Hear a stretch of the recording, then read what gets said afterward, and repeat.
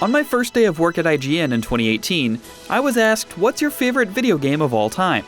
My answer then is the same as my answer today: Final Fantasy Tactics. When I first played it on the original PlayStation back in the 90s, I was enraptured by the job system, the memorable cast of characters, and a story that offered little in the way of easy answers. Between the PSP re-release with extra content but major performance issues, and the touch-controlled mobile versions, the landscape of 2025 has long been primed for an updated version of this RPG classic that's worthy of the original. Did Square Enix deliver that with the Ivalice Chronicles? With only a few caveats, absolutely. By divine will unencumbered, by darkness empowered, Shadowblade, farewell!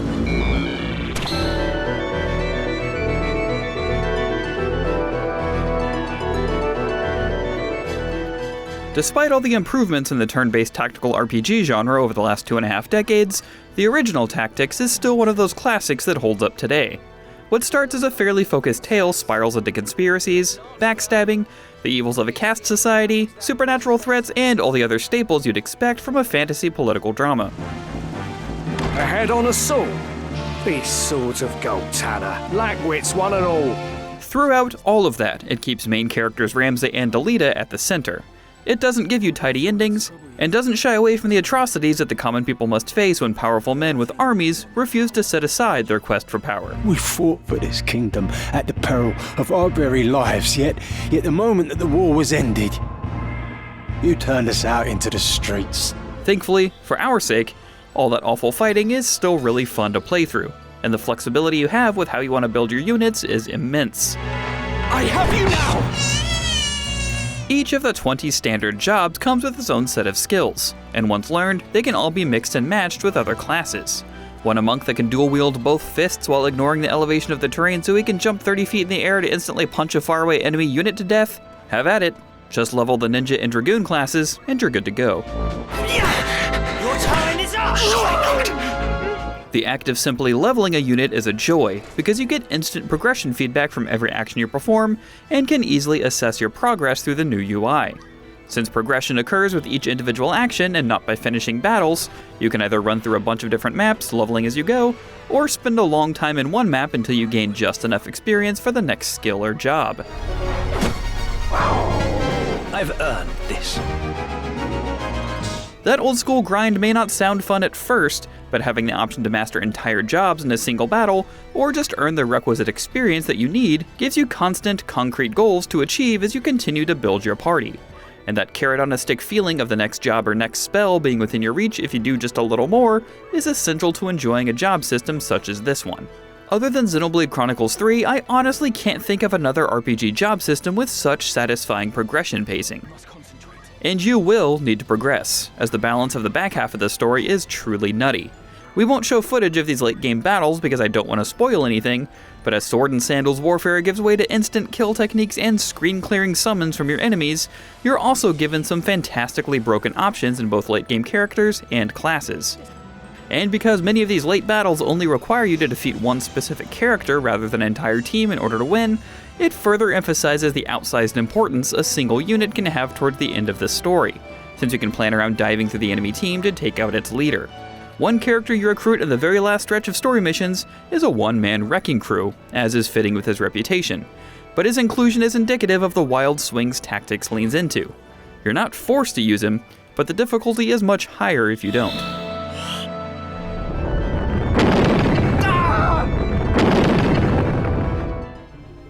In terms of classes, you have the standard fare options such as Knight and Black Mage, which can be powerful on their own, but each character also chooses from jobs that include Geomancer, which use whatever terrain they're standing on as the basis for their long-range attacks, and Arithmetician, which casts any spell you've learned based on multiples of different stats without distinguishing friend from foe. It's crazy stuff that gets pretty broken by the end, but a wrong button press can still wipe out your entire party. It's a small picture of just how volatile these late fights can be. But you really have to earn your way there, as the prerequisites for the class are intense.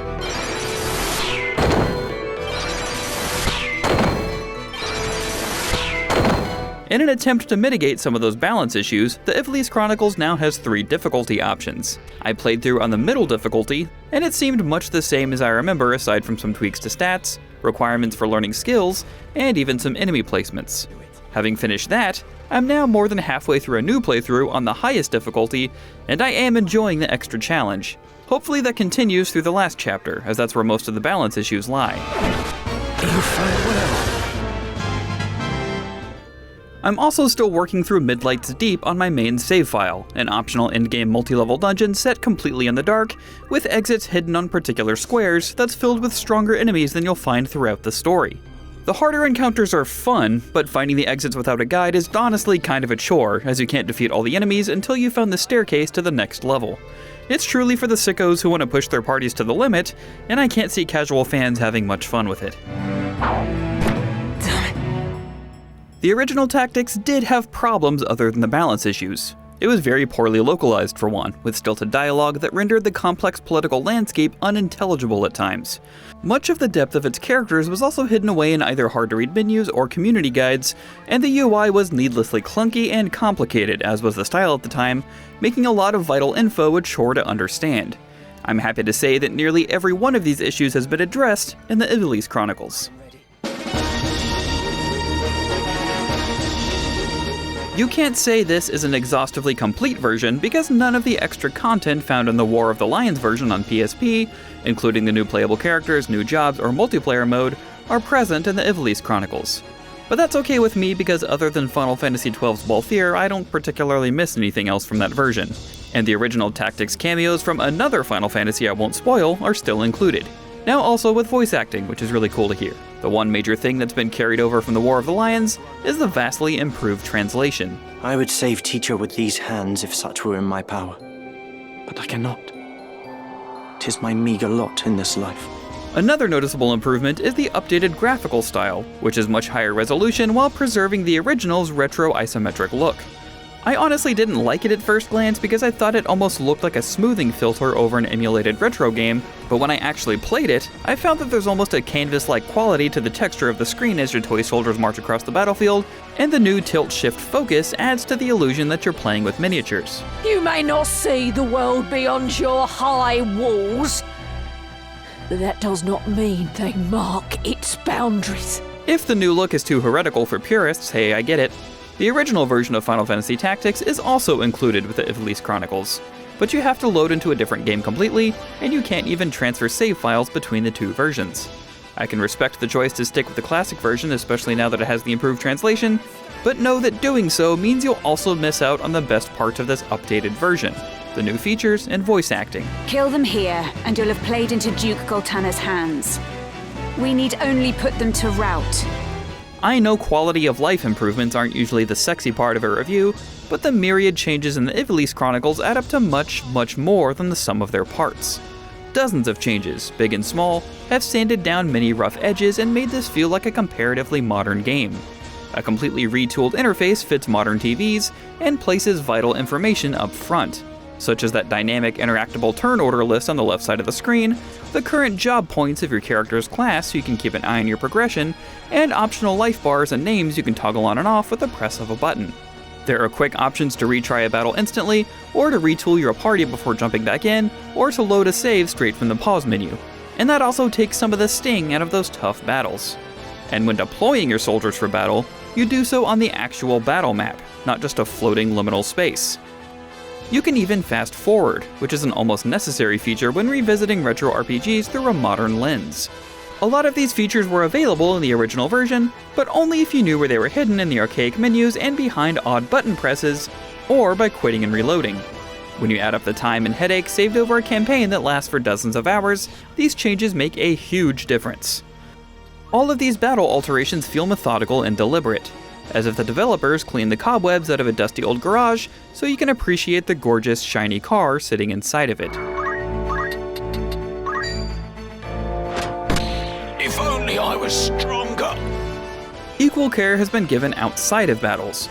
Quick guides for jobs that tell you what attribute damage scales off of and recommended skills to learn, a one sheet of abilities that's available at a glance, a job tree that shows you the requirements of your next unlock, the list goes on.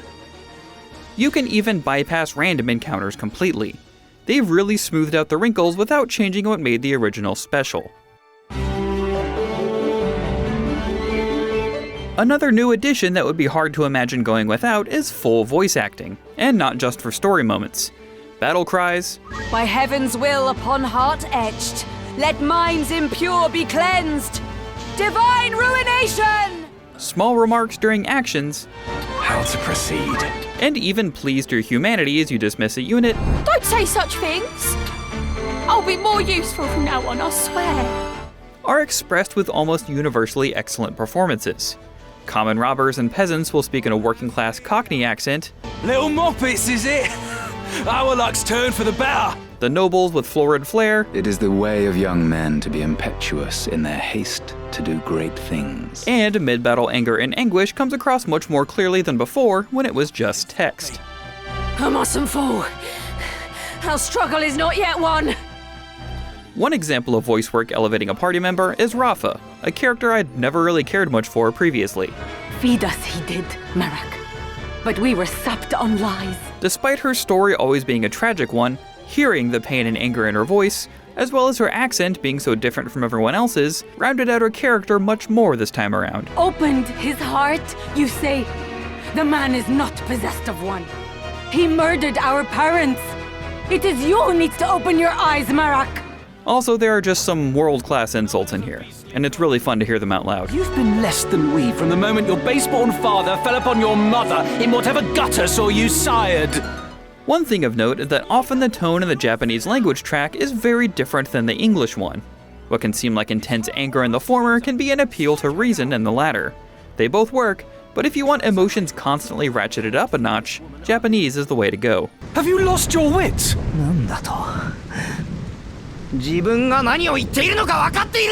All the new context in these relationships still doesn't mean they're easy to keep track of, however. The story involves several complicated power structures during a civil war, and so many people are double-crossing each other all the time. Fortunately, much like the active time lore feature of Final Fantasy XVI, the Ivalice Chronicles includes a fully interactive timeline called State of the Realm that shows you all the big movers and shakers as you continue through the story. And the layout for the mini-biographies, tips, and important terms is now much easier to navigate. There's also a long side quest chain in the final chapter that's notoriously hard to follow without a guide, but its reputation will have to change now that it has quest markers pointing you to new and important destinations.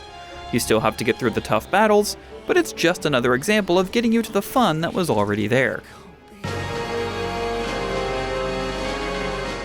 The next time I come back to replay my all-time favorite video game, Final Fantasy Tactics: The Ivalice Chronicles is the version I'll be reaching for. Its fantastic story of intrigue and betrayal, mixed with one of the most satisfying RPG job systems around, have endured the test of time. While it can't quite be called a complete or definitive edition due to not including all content from all versions, and it hasn't quite done enough to address the endgame imbalances of the original, sometimes less is more. Stripping away the cruft while surfacing what made Final Fantasy Tactics special through smart UI tweaks, convenience features, and excellent new voice acting brings it almost completely up to date. We must rescue their captive. To do less would be unbecoming of men of the Order. It reminded me of why it was so amazing in the first place, and allows me to confidently recommend it to newcomers without making excuses for the original's 1990s creakiness. For more, check out our reviews of Silent Hill F and Dying Light the Beast. And for everything else, stick with IGN.